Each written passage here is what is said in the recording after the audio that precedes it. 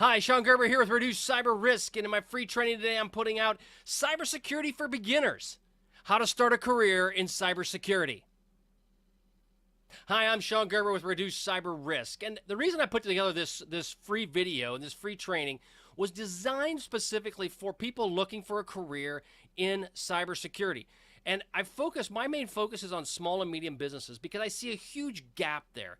Well, if you are wanting to get a career in cybersecurity, that's a great place for you to focus on, is to help small and medium businesses with their cybersecurity needs. And so we're going to go through this quick training around some of the things that I've found and what you can consider as you move forward in your career. If you're deciding in it right now, you're already kind of moved that direction, or one, you're just kind of looking to see if it's something you really want to do. This video training is for you. Again, free, totally free to you. If you like what you see, I've got some more stuff coming down the pike, but again, this one's just free, no obligation. So my background, I'm a commercial pilot, flew for years, went to school to be an airline pilot, and actually ended up being a B-1 weapons systems officer on a military airplane. Did that for about 7 years, loved it, blast, enjoyed it, couldn't ask for anything more. However, things have to change, and so I had to change. One of the things I changed about was I eventually became the commander of a red team, and our red team had about 80 people in it, and what we would do is we would physically break into facilities, legally of course, and military installations, and we would go from a network standpoint and from a physical standpoint. And what we'd do is we would then take our learnings and teach the people at those locations what they could do to be better. Well, that's my background, okay? Then from there, I moved into corporate America. We have various security roles as a security architect, the manager of a security operations center, and then eventually I became the chief information security officer for a multinational company. Very fortunate, very blessed in my career. But during that time, I've seen gaps, and I also see a lot of security people who want to get in it, or people who aren't security people but want to get into that space saying, what can I do? Well, this training's for you. It's designed to kind of help you decide if this is something you really want to get into and give you a path to go down. So I have a case study, and the purpose of this is to kind of show where I see the gaps. So locally, I had a business that had some ransomware that was within their network. It's over 200 plus network nodes that are on it, and it's about 400 employees. So it's a pretty good sized business, right? Well, they had ransomware hit their network, shut everything down, caused them all kinds of issues, tons of lost time and opportunity cost and capital expense because they had to spend money to get stuff fixed. Well, they had to bring in an incident response team, cost them 50 grand. They didn't have a good incident response process. All these things were not done. And the owner was just like beside himself. He didn't know what to do. And what it comes down to is FUD, fear, uncertainty, and doubt. Didn't know who to talk to, didn't know what to do, and it just was not a good situation. So from that, I've learned, you know what, there's a gap there. And we need to be able to come into a way that we can help people secure their small and medium businesses, but also at the same time help teach people how to do it, right? From the business owner standpoint, or even from the standpoint of that you want a career in cybersecurity. Again, this is a serious need that I see extremely big, right? Okay, and I also don't you know, I've got basically a third grade education, right? So if I talk to you that doesn't sound real cybersecurity, like really big brain and talking super high and you can't quite understand them, well, the reason is because, yeah, my education ain't that high. So I'll talk to you the way I talk, and you will either laugh at it or you'll go, this guy's an idiot, or maybe you'll listen. It's hard to say. We'll see how it goes. So what you need to know, point one, the need. There's over 2 million jobs that are supposed to be unfilled by 2020 in the cybersecurity space. Now that's going to change because it's going to fluctuate, right? But everything's network connected. Everything is internet connected. It's only going to get worse. It's not going to get better from the standpoint of less people. There's going to be more need. So they're going to have to come up with unique ways to help address that, which they will. But bottom line is there's a need if you want to get in cybersecurity. Higher education just cannot keep up with the demand. And in some cases, I don't believe it necessarily fits. It just kind of depends on what you're looking for a role. Tech or trade schools, they do provide an alternative option for you and your ability to do this. And I really highly recommend some of those depending upon the role that you're trying to get into. And in some cases, it's a great entry-level way to get into the cybersecurity field. Technology is just exploding. It's only going faster and faster and faster. And so the point of it is that if you want to get into this space, there's tons of room for growth, and the income potential is quite large and quite high. Point two, experience required. Okay, question mark. Okay, it depends, right? Like everything else in life, it depends. Is experience important? Yes. If you're with a large company, I would say even a really large mid-sized business that has potentially about $1 billion in sales, you probably need somebody on the books at least part-time that's doing cybersecurity for you. Depending upon if you have regulatory requirements, you have highly sensitive data, those kind of things, you may want to consider it. However, you can also hire a third party to do this for you because they're getting smarter on how to do it. You just got to decide what is best for you and your company. So your HR person, your hiring manager, they need to consider all these options as they're looking at it. Highly recommend an apprenticeship. Get people that are interested in cybersecurity and what can we do to help promote that capability. Also need to look at internal IT resources, accountants, or lawyers. Honestly, if you have an IT background, it can be in some cases a bit of a detriment. Find people that like this career. I know some of the best cybersecurity people are compliance or lawyers because they think differently than the IT guy that goes black and white, black and white. That isn't always the case. There's a lot of gray, a lot of gray. Also recommend if you're looking to get in this space, volunteer work. Do some nonprofits, churches, whatever it is. Do some of that for you, okay? Or go in there and help them. Offer up your services.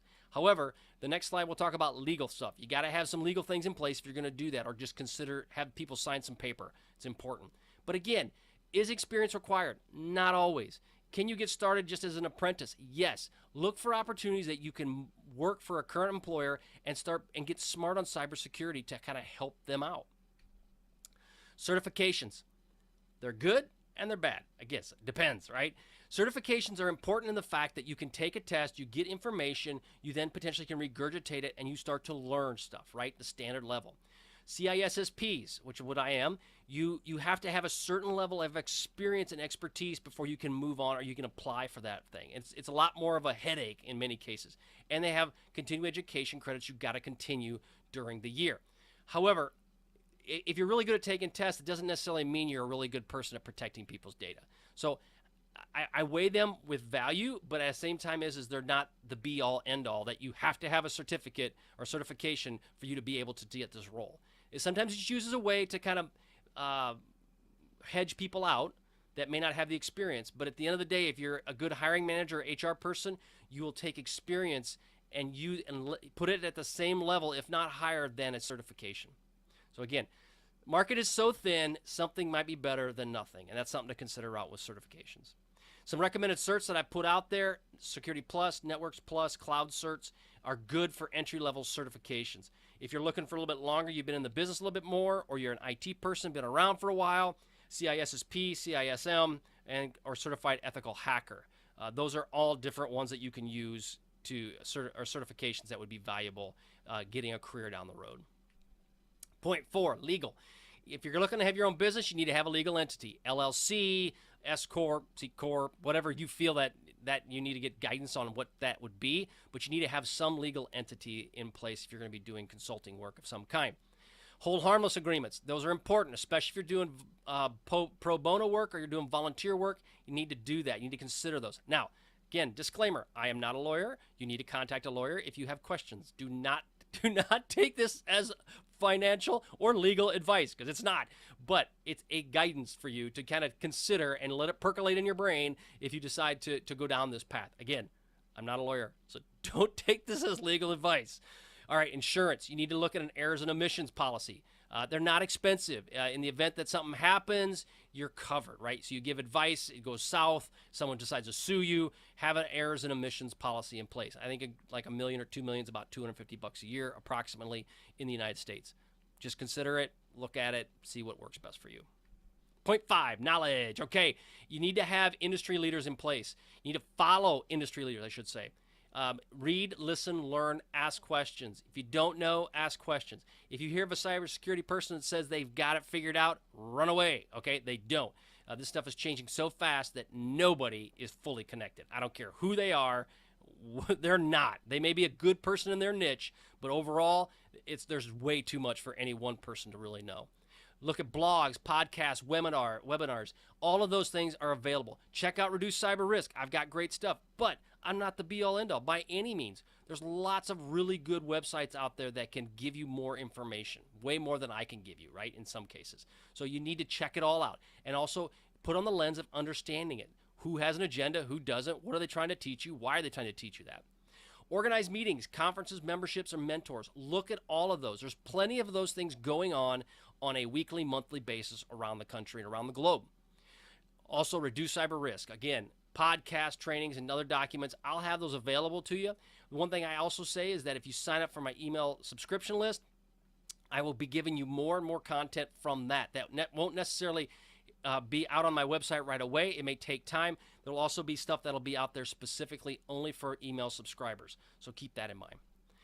How do you get started from frequently asked questions?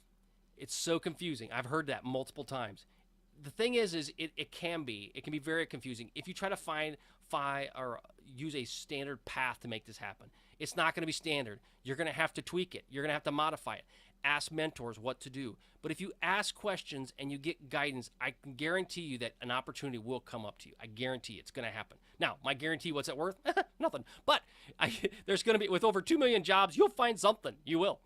What training would you start and how would you proceed to land that first job? Okay, training, again, get as much information. The World Wide Web has everything you could ever want around cybersecurity and training. I'd also recommend going to a class. If you can get a Security Plus class, like a boot camp, go to that. It's a really good foundational security course to get. It might cost you a couple $1,000 to go to it, but it'll be worth it if this is what you want to do for a career. And it's also a great little certification to go in and say, yeah, I'm Security Plus certified. Again, that's where it's beneficial and valuable. They do bring some level of credibility to them. Just don't rely on them. How much do you charge for services? It depends, right? How experienced are you? CISOs like myself, but not me, okay? Just set it straight, not me. But chief information security officers can command up to $300, $350 an hour. I don't do that. I don't command anywhere close to that, but some people do. Or could be around $70,000. I've seen security analysts making $70,000 a year. Again, not bad money for someone that comes out. And these people don't have a college education. So those are great opportunities for you, potentially, if you want to look at this as a career. Again, I'm going to have a cybersecurity jobs course that's going to be available. It's going to be tied to this. And what you'll do is it's going to go through what exactly you need to consider when you're looking at a different job. Again, it's all out there for you. I'm giving it away for you. It's about a $100 value that I would be putting on Udemy. I'm going to be giving that to you for free. Just all I ask is that, you know what? Give me your email so that I can go ahead and help you out. That's what my whole purpose is that by getting on my email list, I will then send you out information around what you need to do to protect your business, also what you can do around your career. All of those aspects from a cybersecurity standpoint, you're going to get my brain by just signing up through my email list. So again, sign it up. We'll get you some direct access to audio and video stuff. I'm going to get it to you ahead of anybody else that hits my site. The whole purpose is to provide you all the information you need to help your cybersecurity career get going in the right direction. If you got any questions, go ahead, get a hold of me at Reduce Cyber Risk. But all I can say is let's get started.